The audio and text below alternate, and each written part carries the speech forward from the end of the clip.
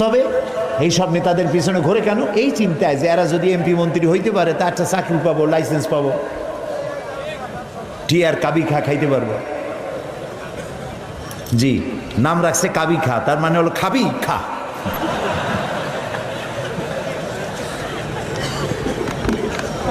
নবী করিম সাল্লাল্লাহু আলাইহি ওয়াসাল্লাম, আপনার আমার জীবন, আমাদের মা বাপের জীবন উৎসর্গ হোক রাসূলের কদম মোবারকের উপরে। সারাটা দুনিয়া ঋণী তার কাছে, তার স্বভাব চরিত্রের কাছে। মুহাম্মদুর রাসূলুল্লাহ সাল্লাল্লাহু আলাইহি ওয়াসাল্লাম এই সমাজে বড় হলেন, বেড়ে উঠলেন, লক্ষ্য করলেন এদের বাঁচাবো কেমনে, উপায় কি? তিনি গারে হেরায় চলে গেলেন। ওটার নাম জাবালে নূর। আমরা গারে হেরা বলি, কিন্তু মক্কা শরীফে যে গারে হেরা কইলে কেউ চিনবে না, চিনবে না। জাবালে নূর, ওই জাবালে নূরে উঠলেন, অনেক উঁচা। আল্লাহ দয়া করে আমাকে একবার ওঠার তৌফিক দিয়েছিলেন, একবার উঠছি। তাতেই তখন তো আমার শরীর টরীর অনেক ভালো ছিল, ভালো মানে মোটা ছিলাম বেশি। উঠতে গিয়ে 3 বোতল পেপসি খাওয়া লাগছে, আর 2-3 দিন উরুতে ব্যথা ছিল। তাহলে চিন্তা করেন কত উঁচা। সেই পাহাড়ের অনেক উঁচায় একটা ছোট্ট জায়গা, একটা রাস্তা আছে একটুখানি, এই সোজাভাবে ঢোকা যায় না, কাত হয়ে কইয়া কাইতেছেন আমাদের দেশে বলে, ওই কইয়া কাইত হয়ে ঢোকা যায়। এবং ওখানে একটা জায়গা আছে যেখানে 2 জন একসাথে নামাজ পড়তে পারে, এরকম একটা গুহা। সেখানে নবী করিম সাল্লাল্লাহু আলাইহি ওয়াসাল্লাম চিন্তা গবেষণা করতে লাগলেন। যেদিন বয়স 40 বছর পূর্ণ হয়ে গেল, আল্লাহ রাব্বুল আলামিন তাকে নবুয়তের মর্যাদা দিয়ে দিলেন। এই নবুয়তের মর্যাদা নিয়ে তিনি নেমে আসতেছেন, ভয় পেলেন। জিবরাইলকে তো জীবনে দেখেন নাই, হযরত জিবরাইলকে দেখেছেন। জিবরাইল বলেছেন ইকরা, পড়ো। তিনি বলছেন যে আমি পড়তে জানি না। আবারও বললেন ইকরা, পড়ো, বলছেন জানি না পড়তে। তৃতীয়বার তিনি বুকের সাথে জড়িয়ে ধরলেন, এমন ভাবে জড়িয়ে ধরলেন নবী করিম সাল্লাল্লাহু আলাইহি ওয়াসাল্লাম ব্যথা পেলেন এবং তিনি পড়তে পারলেন। নেমে এসে স্ত্রী হযরত খাদিজাতুল কুবরা রাদিয়াল্লাহু তাআলা আনহাকে বললেন আমাকে ঢেকে দাও। তাড়াতাড়ি করে চাদর এনে তিনি ঢেকে দিলেন। নবী করিম সাল্লাল্লাহু আলাইহি ওয়াসাল্লামের চোখের মধ্যে ভীতির ছাপ। হযরতে খাদিজা ভীত সন্ত্রস্ত হলেন, জিজ্ঞেস করলেন আবাল কাসেম আপনার কি হয়েছে? তিনি ঘটনা শোনালেন। হযরত খাদিজা কি বলতেছেন শোনেন। হযরত খাদিজা বলছেন ইয়া আবাল কাসেম, হে কাসেমের পিতা, আপনার ঘাবড়াবার কোনো কারণ নাই। কোন দুষ্ট জিন, কোন দুষ্ট শয়তান আপনাকে অনিষ্ট করতে পারে না, কারণ আপনি সত্যবাদী। আপনাকে কোনো দুষ্ট জিন, কোন শয়তান আপনাকে অনিষ্ট করতে পারে না, কারণ আপনি আত্মীয়তার হক আদায় করেন। আপনি এতিমকে, মিসকিনকে খেতে দেন, আপনি বিধবাকে আশ্রয় দেন, আপনার ক্ষতি কেউ করতে পারে না। হযরত খাদিজা দৌড় মারলেন এবং নিজের চাচাতো ভাই হযরত ওয়ারাকা বিন নওফল, তিনি ছিলেন তাওরাতের জবরদস্ত আলেম, নবীজির মুখে খবর শুনলেন। সবটা শুনে নবীজির মস্তক মোবারকের উপরে চুমো খেয়ে বললেন কুদ্দুসুন কুদ্দুসুন, অতি পবিত্র, মহাপবিত্র ইয়া মুহাম্মদ সাল্লাল্লাহু আলাইহি ওয়াসাল্লাম, আপনার কাছে যিনি এসেছিলেন তিনি কোনো জিন নয়, তিনি মহাপবিত্র আত্মা, তিনি ফেরেশতা। যে ফেরেশতা এসেছেন ইব্রাহিম, মূসা, ঈসা, ইয়াকুব, আইয়ুব, সমস্ত নবীদের কাছে যে ফেরেশতা এসে, সেই জিবরাইল এসেছিলেন আপনার কাছে। তাওরাতে আমি যা পড়েছি তার সাথে মিল হয়ে যাচ্ছে, আপনি আখিরি জামানার পয়গম্বর। তবে আমার জন্য আফসোস, আমি বৃদ্ধ, এই জাতি আপনাকে খুব কষ্ট দেবে, নির্যাতন করবে। সেদিন পর্যন্ত যদি আল্লাহ আমারে বাঁচায় রাখেন, আমি আপনাকে সাহায্য করব, আপনার সাথে থাকব। প্রিয় ভাই সব, একটা নারী, একজন স্ত্রী পুরুষের জন্য, স্বামীর জন্য সব থেকে উত্তম সাক্ষী দিতে পারে। এর থেকে ভালো সাক্ষী আর কেউ দিতে পারে না। আল্লাহর নবী যখন তার স্ত্রী হযরত খাদিজা রাদিয়াল্লাহু তাআলা আনহাকে যখন দাওয়াত দিয়েছেন, আল্লাহ রাব্বুল আলামিন যখন দাওয়াতের জন্য বলে দিলেন নিকটবর্তী আত্মীয়দেরকে দাওয়াত দাও, সর্বপ্রথম নবীজি গিয়ে হযরত খাদিজাকে দাওয়াত দিলেন, বললেন আল্লাহ ছাড়া কোনো ইলাহ নাই, মাবুদ নাই, তার উপর ঈমান আনো, আর আমি মুহাম্মদ রাসূলুল্লাহ সাল্লাল্লাহু আলাইহি সাল্লাম আখিরি জামানার পয়গম্বর, আমার উপর ঈমান আনো। স্ত্রীর জন্য স্বাভাবিক ছিল। স্ত্রী তো কমসে কম স্বামীরে চেনে, কি বলেন আপনারা? চেনে না? সব মানুষকে আপনি ধোঁকা দিতে পারবেন, সব মানুষকে আপনি চোখে ধুলা দিতে পারবেন, কিন্তু স্ত্রীকে ভাঙিয়ে দিতে পারবেন না। ঠিক কিনা বলবেন? স্ত্রী আপনার জন্য ভালোবাসা দিতে পারে, জীবন দিতে পারে, সব দিতে পারে, কিন্তু ঈমান আনা অত্যন্ত কঠিন। নবীজি যখন হযরত খাদিজাকে ঈমানের দাওয়াত দিলেন, হযরতে খাদিজা রাদিয়াল্লাহু তাআলা আনহা এক মুহূর্ত দেরি করেন নাই, সঙ্গে সঙ্গে পড়েছেন লা ইলাহা ইল্লাল্লাহু মুহাম্মাদুর রাসূলুল্লাহ। জোরে পড়েন লা ইলাহা ইল্লাল্লাহ, লা ইলাহা ইল্লাল্লাহ, লা ইলাহা ইল্লাল্লাহু মুহাম্মাদুর রাসূলুল্লাহ। হযরত খাদিজা বলছেন, ইয়া আবুল কাসেম, আপনি অবশ্যই আল্লাহর নবী। আমার কোনো বিন্দু মাত্র সন্দেহ নাই, কারণ বিগত 15 বছর আপনার সাথে ঘর সংসার করে আপনাকে যেভাবে দেখেছি, কোন সাধারণ মানুষের আচরণ এরকম হতে পারে না। আপনি অবশ্যই আল্লাহর নবী। নবী করিম সাল্লাল্লাহু আলাইহি ওয়াসাল্লাম এই দাওয়াত নিয়ে ছড়িয়ে পড়লেন ময়দানে। তিনি বলেছেন লা ইলাহা ইল্লাল্লাহ।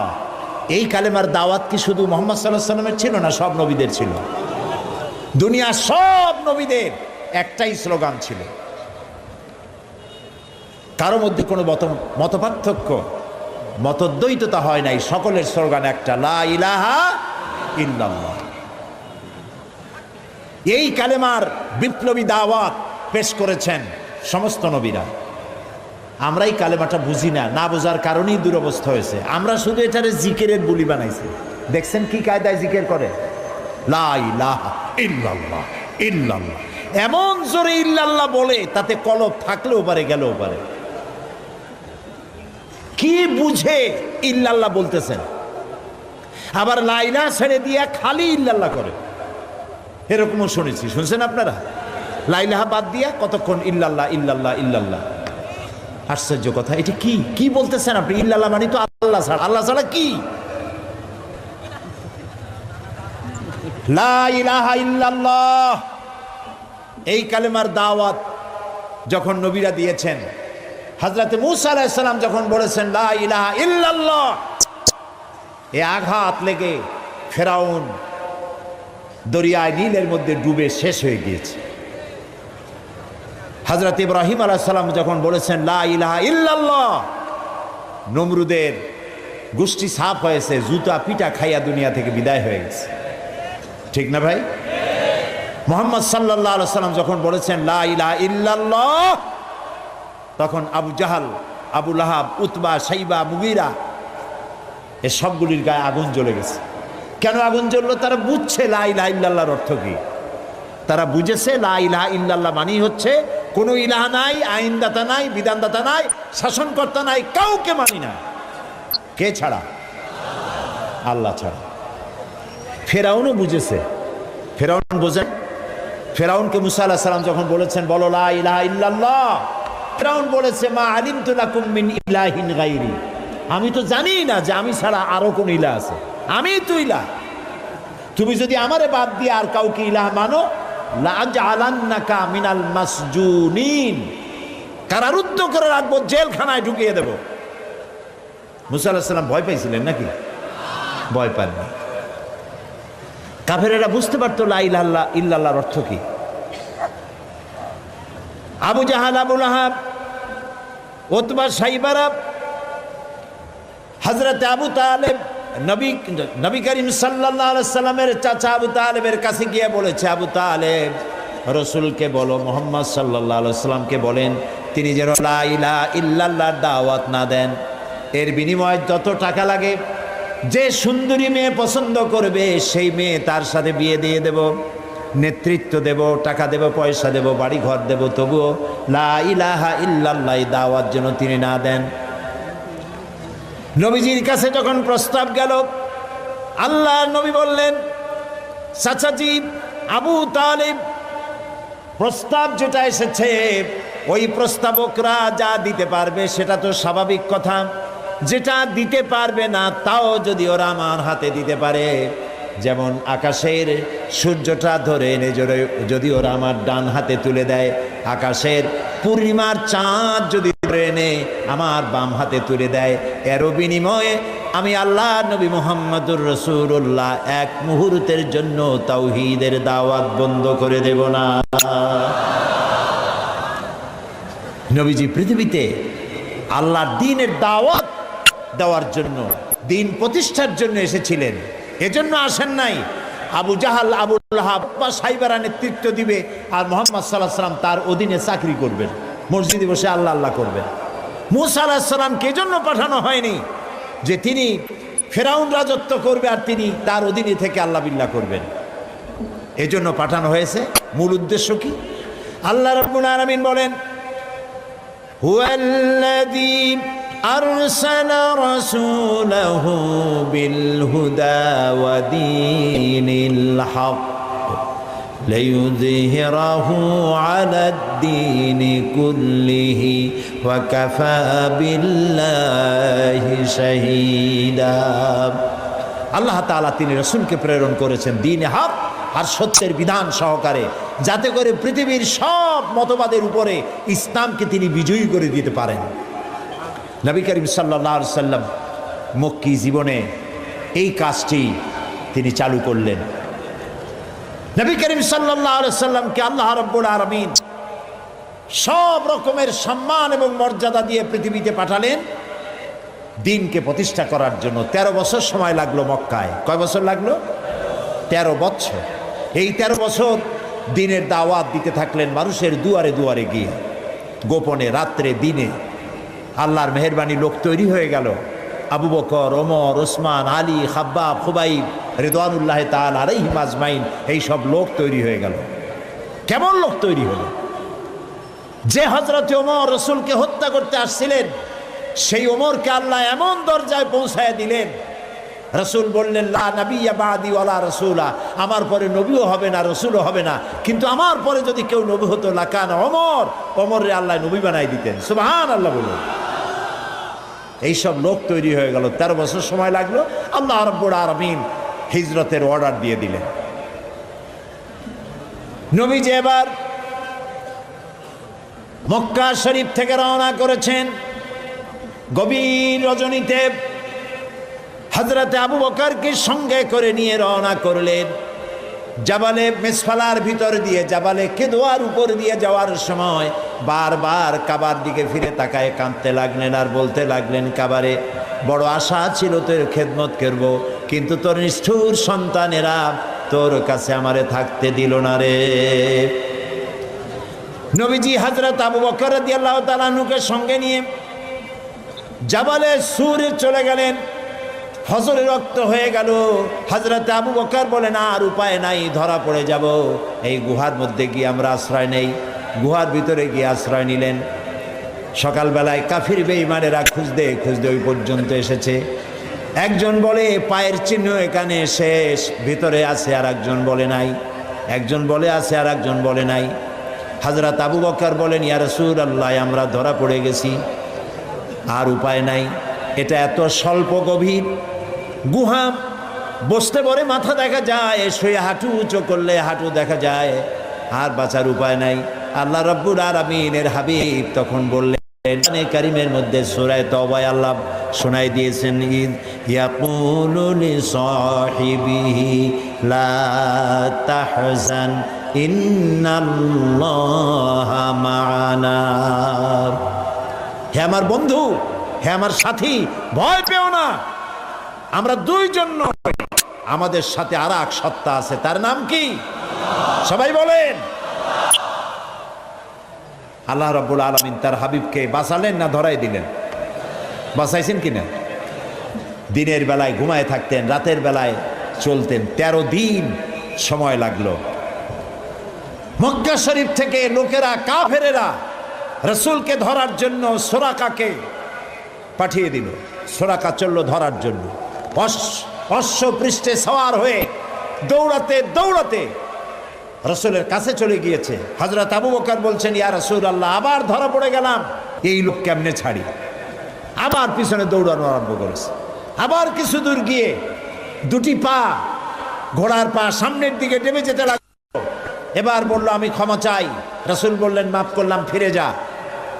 আবার যখন ঘোড়ার পা উঠে আসলো, সুরাকা তখন চিন্তা করলো, 100 লাল উট কেমনে ছাড়িয়ে যায়।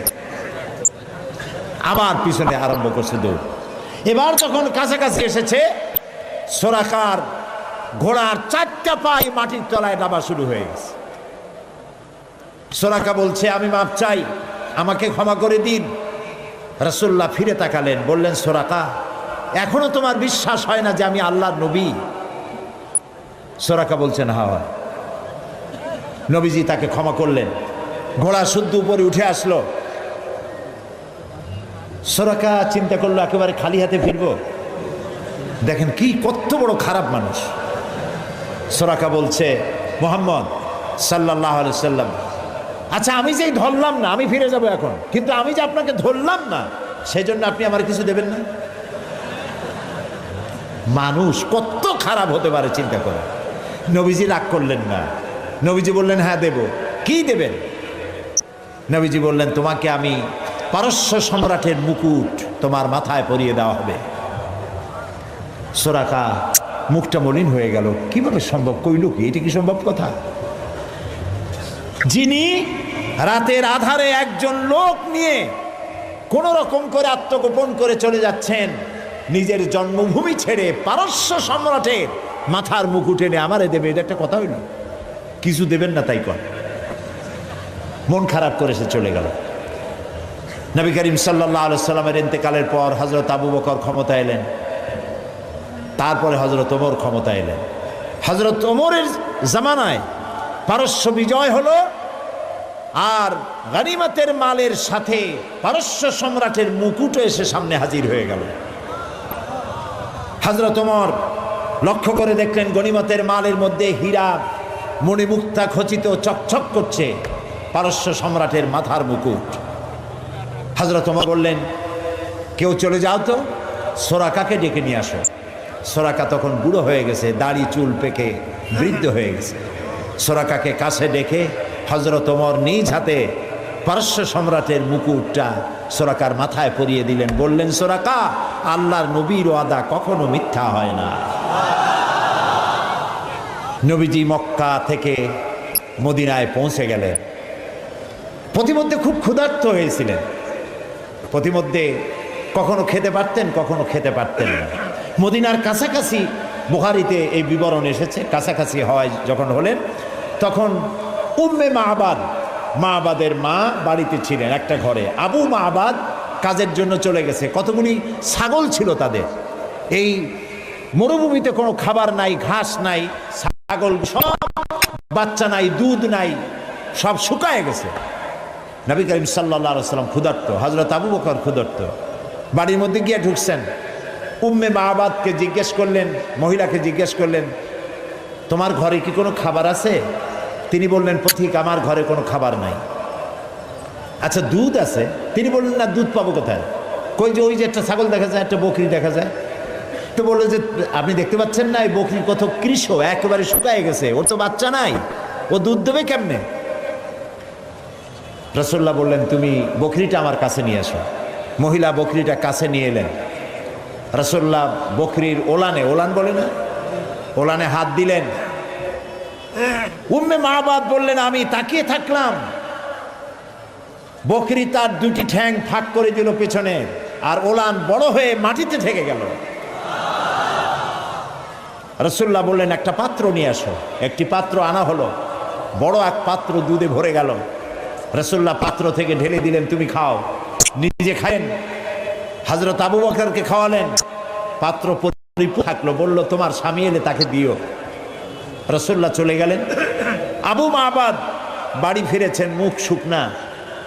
হঠাৎ করে দুধের দিকে চোখ পড়লো। বলল, তুমি দুধ পাইলা কই? আবু মাবাদ বলছে, পুরুষ বলছে যে আমি তো সারাদিন কষ্ট করেছি, কিছু খাই নাই, তুমি দুধ পেলে কোথায়? উম্মে মাবাদ বললেন, আমাদের বাড়িতে দুইজন মেহমান আসছিলেন এবং যা ঘটনা ঘটলো পুরা ঘটনা তিনি শোনালেন। আবু মাবাদ জিজ্ঞেস করেন, আচ্ছা বলো তো লোকটি কেমন, দেখতে কেমন? উম্মে মাবাদ বলছে, আবু মাবাদ, আমি সেই পুরুষটির কথা কি বলবো, আমার জীবনে এত সুন্দর সুপুরুষ আমি জীবনে দেখি নাই। তার চক্ষু আনত, তিনি উপরের দিকে তাকায় কথা বলেন না, প্রয়োজনের বেশি একটি কথাও বলেন না। তার চলা, তার বসা, তার কথা, মুখের বাণী মণিমুক্তার মতো আমি সারা জীবনে এমন মানুষ দেখি নাই। আবু মাবাদ বৃদ্ধ মানুষ সব শুনে বলল, খুব সম্ভব তাওরাতে যে শেষ নবীর কথা শুনেছি নিঃসন্দেহে তিনিই হবেন, আমার ভাগ্য খুলে গিয়েছে। প্রিয় ভাই সব, রাসূলকে আল্লাহ রাব্বুল আলামিন এমন সৌন্দর্য দিয়েছিলেন, পৃথিবীতে এত সুন্দর সুপুরুষ পৃথিবীতে আর আসে নাই। এই দুনিয়ার কোন শিল্পী তার তুলি দিয়ে রং দিয়ে এত সুন্দর ছবি আঁকাইতে পারবে না পৃথিবীর কোনো মানুষ। কারণ এই ছবি এঁকেছিলেন যিনি, তিনি শিল্পীর শিল্পী। তিনি কে? আল্লাহ তাআলা।